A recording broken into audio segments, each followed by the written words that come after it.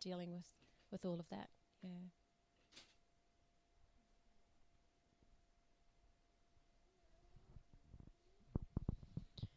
I just wanted to add in that if you were to choose a general anaesthetic for a caesarean, that once you're asleep, a trachea will be placed in your throat to manage your breathing while you're unconscious. Oh, wow.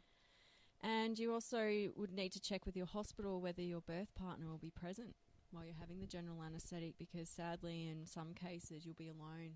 So, and I do feel that even though you've been put to sleep on a subconscious level, you would still feel that loneliness. So, yeah, it's just something, I guess, to think about.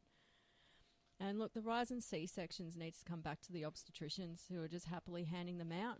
In Australia, any normal, healthy woman can be under an obstetrician's care. And obstetricians are surgeons. They're not midwives. They are trained in surgery and they see birth as a mechanical process. All healthy women should be under the care of a midwife and a doula. And only high-risk women with real issues should be under the care of an obstetrician. I've also been told that even without any reason to have a caesarean at all, if you're at a private hospital, you can just choose it anyway, and they'll say yes, so they'll just hand it out. I remember hearing at the birth rights rally, somebody said that obstetricians are experts in abnormal birth I don't know if it was abnormal birth, abnormal something. And birth is a normal physiological process, so why are we trusting? Absolutely. Why is it medicalised? It's not like we're ill. We're not sick. We're having a baby. I don't understand why we need to go that way at all. Pregnancy's treated as a 10-month illness that needs to, or childbirth is treated as a 10-month illness, I should say, that needs to be managed and treated. So it's not even just during the birth process. This is leading up from that very first, as soon as you walk into that doctor's office and say, I'm pregnant, because this is the other normal thing. Women find out they're pregnant and they go straight to the doctor. And I don't understand why this is normalised, because if I'm sick, I'd go to a doctor. And actually, personally, I wouldn't go to the doctor. But in my mind, if you're unwell, you go to a doctor. If you're pregnant, we've already got in our subconscious conditioning that we're sick. Otherwise we wouldn't go straight to a doctor. Exactly. I mean, that's exactly right. And I mean, how long has the medical field really been in operation? Maybe 200 years? 100 years we've been birthing in hospitals. So what did we do for the thousands of years before that? Well, we had our midwives and we had our home births, and it was norm. Birth was in the hands of the women. And I think the malpractice that's happening now in our hospitals has started from male practice. Em's daughter's here, everyone. I love that about this podcast. Hear children in the Of course, and they always know when mum's busy. So exactly. It's their job, isn't it? So during the caesarean,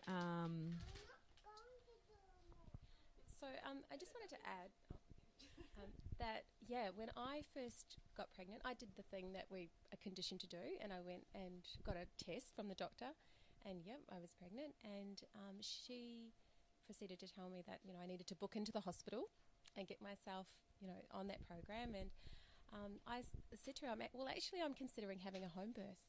And I don't know where that came from. I think, I don't know where that came from, but I really wanted to go down, have a look at that path.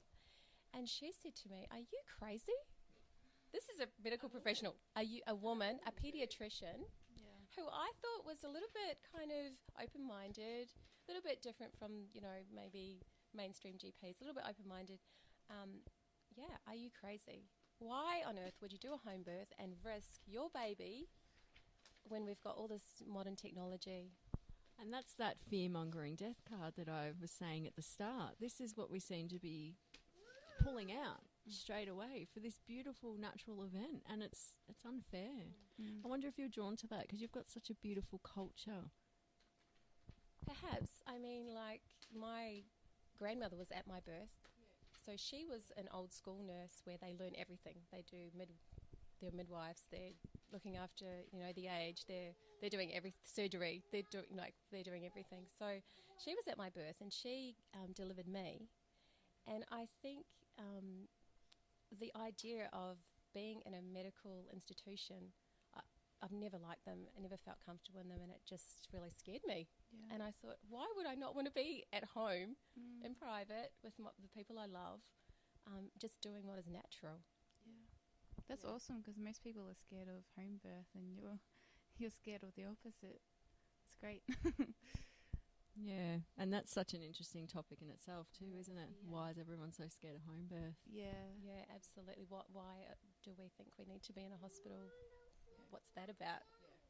That's for another day. That's for another topic. Let's do another podcast on that, Em. Why are people scared of home birth? Because that's going to just open up just so much other stuff. Also, something I think women need to be aware of that we're not told even before you were to go in for surgery is there's a point where during recovery, so you've had the baby, and as from my understanding, as they stitch you up, they transfer you to another bed and they wheel you out to recovery. And during that time, your baby and your husband is out of the room and they're waiting for you out in recovery. So the mother's alone.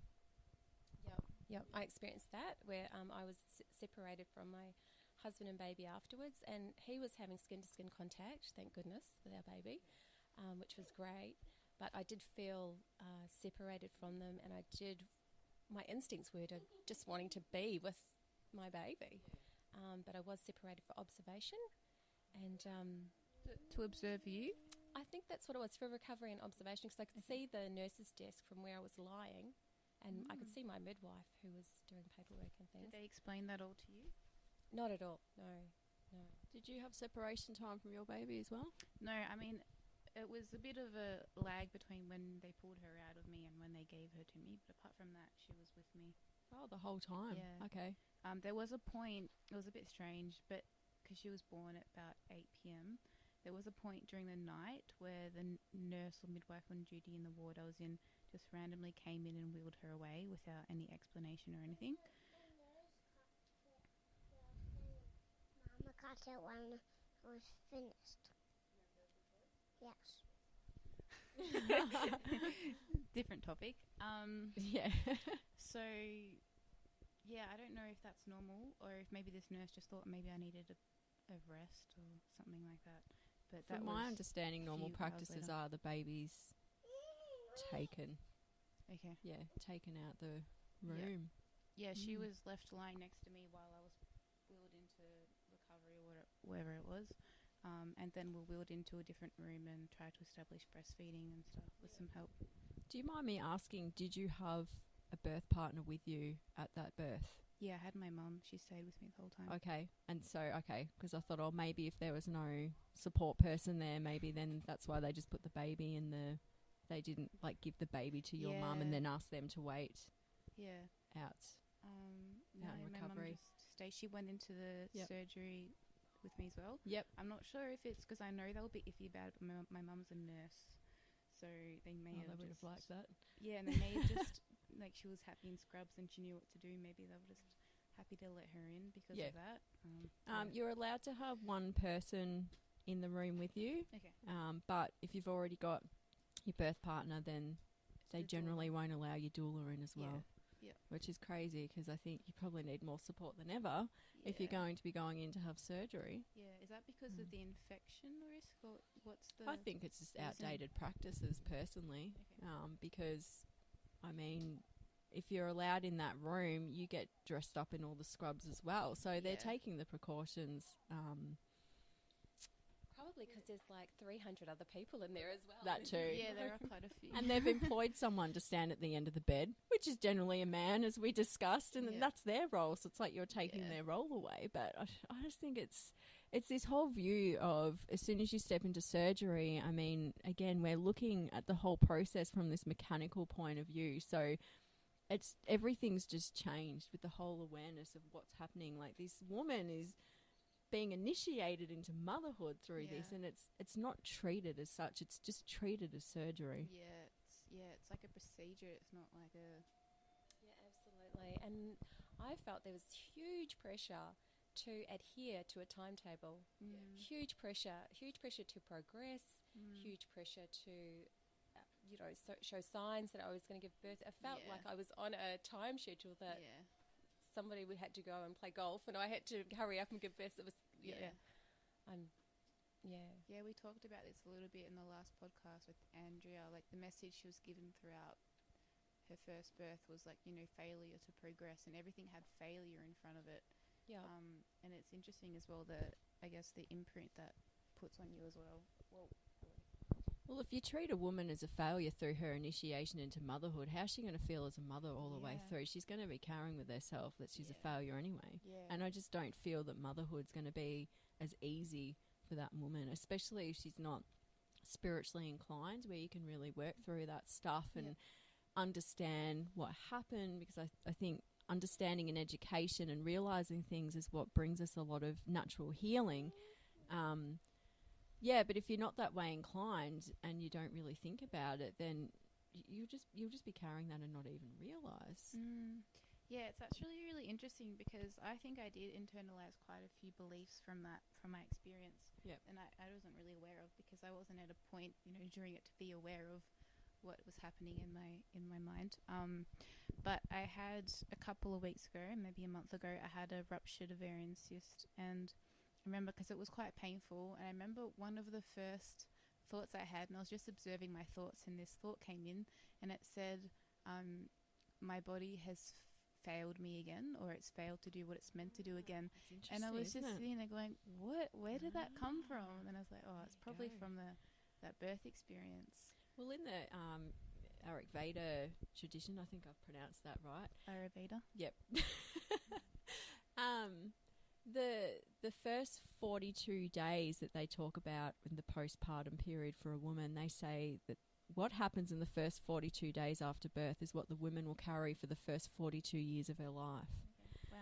Wow. And I just thought, I don't know, I just had this big aha moment with it. Like, even myself and the connection that I have with each of my children, and looking at the different births that I've had, and not even just the birth, but also those next 6 weeks. So talking about caesareans again, it's that first 6 weeks is going to look so different to someone who's just had a natural birth, because there's recovery. You can't just get up to your baby.